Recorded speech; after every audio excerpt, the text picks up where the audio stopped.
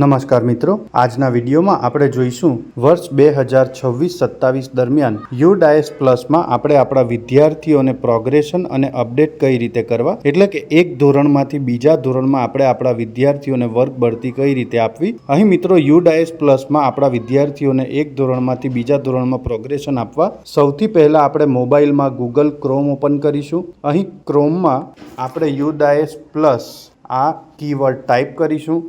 અહીં આ keyword type કર્યા બાદ આપણે યુડાયસ પ્લસ જે પહેલું જ ઓપ્શન આવશે આ ઓપ્શન પર ક્લિક કરીને આપણે યુડાયસ પ્લસના હોમ પેજ પર પહોંચી જઈશું, જ્યાં લોગિન ફોર ઓલ મોડ્યુલ આ ઓપ્શન પર આપણે ક્લિક કરીશું. અહીં લોગિન ફોર ઓલ મોડ્યુલ પર ક્લિક કર્યા બાદ આપણે આપણું સ્ટેટ સિલેક્ટ કરીશું. અહીં સ્ટેટ સિલેક્ટ કર્યા બાદ આપણને અલગ અલગ મોડ્યુલ જોવા મળશે, જેમાં આપણે સ્ટુડન્ટ મોડ્યુલ, ટીચર મોડ્યુલની નીચે છે સ્ટુડન્ટ મોડ્યુલ, તો આપણે આ સ્ટુડન્ટ મોડ્યુલ પર ક્લિક કરીશું. અહીં સ્ટુડન્ટ મોડ્યુલ પર ક્લિક કર્યા બાદ આપણને આઈડી પાસવર્ડ પૂછવામાં આવશે.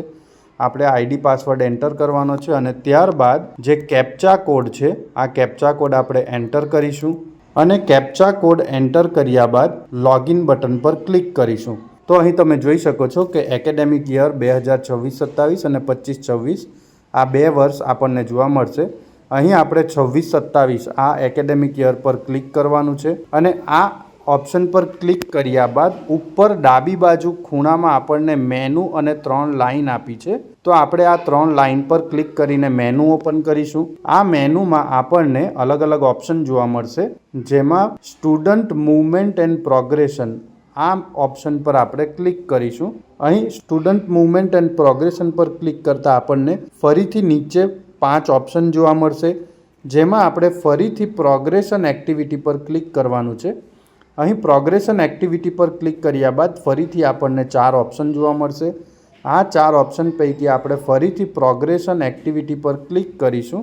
અહીં ક્લિક કર્યા બાદ આપણને નીચે ક્લાસ અને સેક્શન સિલેક્ટ કરવાનું કહેવામાં આવશે, તો અહીં આપણે જે તે ધોરણ અને વર્ગ સિલેક્ટ કરીને ગો બટન પર ક્લિક કરવાનું છે. અહીં ગો બટન પર ક્લિક કર્યા બાદ તમે જોઈ શકો છો કે તમામ વિદ્યાર્થીની માહિતી આવી ગઈ છે. અહીં આ વિદ્યાર્થીઓને પ્રોગ્રેશન કરાવવા માટે આપણે સૌથી પહેલાં આ વિદ્યાર્થીઓને પ્રોગ્રેશન સ્ટેટસ એટલે કે પ્રમોટેડ બાય એક્ઝામિનેશન, જો બાલવાટિકા અને પહેલા બીજા ધોરણના બાળકોને અહીં આપણે પ્રમોટેડ વિધાઉટ એક્ઝામિનેશન આ ઓપ્શન પર ક્લિક કરવાનું છે, પણ ધોરણ 3 થી 8ને આપણે પ્રમોટેડ બાય એક્ઝામિનેશન આ ઓપ્શન પર ક્લિક કરીશું. ત્યારબાદ આપણે આ વિદ્યાર્થીઓના માર્ક એટલે કે ગત વર્ષની વાર્ષિક પરીક્ષામાં જે ટોટલ હતા એની ટકાવારી આપણે એન્ટર કરવાની છે, તો અહીં આપણે આ વિદ્યાર્થીની ટકાવારી એન્ટર કરીશું. ત્યારબાદ આ વિદ્યાર્થીની ગત વર્ષની હાજરી આપણે એન્ટર કરવાની છે અને આ હાજરીના દિવસો એન્ટર કર્યા બાદ અહીં આપણે studying in the same school એટલે કે આ જ સ્કૂલમાં અભ્યાસ કરે છે આ ઓપ્શન પર ક્લિક કરવાનું છે. જો વિદ્યાર્થી એલસી લઈને ચાલ્યા ગયા હોય તો left school with TC without TC આ ઓપ્શન પર ક્લિક કરવાનું છે, પણ આ વિદ્યાર્થી આ જ શાળામાં છે તો હું studying in the same school પર ક્લિક કરીશ. ત્યારબાદ જમણી બાજુ આપણને વર્ગ સિલેક્ટ કરવાનો કહેવામાં આવશે અને આ વર્ગ સિલેક્ટ કર્યા બાદ અપડેટ બટન પર આપણે ક્લિક કરીશું. અહીં અપડેટ બટન પર ક્લિક કરતાં તમે જોઈ શકો છો કે student detail has been updated successfully, તો એક વિદ્યાર્થીની માહિતી અહીં અપડેટ થઈ ગઈ છે. આ રીતે આપણે આપણા તમામ વિદ્યાર્થીઓની માહિતી સૌથી પહેલાં અપડેટ કરી દેવાની છે. તો મિત્રો અહીં તમે જોઈ શકો છો કે તમામ વિદ્યાર્થીના ડેટા અપડેટ થઈ ગયા છે. અહીં ડેટા અપડેટ થઈ ગયા બાદ આપણે ફાઇનલાઇઝ બટન પર ક્લિક કરીશું. અહીં ફાઇનલાઇઝ બટન પર ક્લિક કરતાં તમે જોઈ શકો છો કે પ્રમોટેડ બાય એક્ઝામિનેશનમાં 11 વિદ્યાર્થી છે અને studying in the same school અહીં પણ 11 વિદ્યાર્થી છે.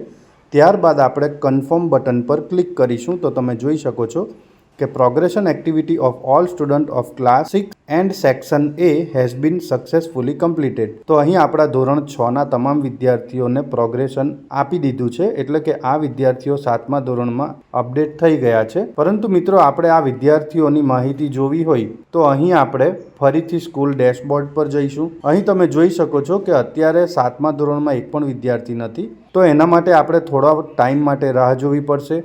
અહીં થોડા સમય બાદ એટલે કે અમુક કલાક બાદ આ વિદ્યાર્થીઓના ડેટા અહીં અપડેટ થઈ જશે. So friends, that's for all. Thank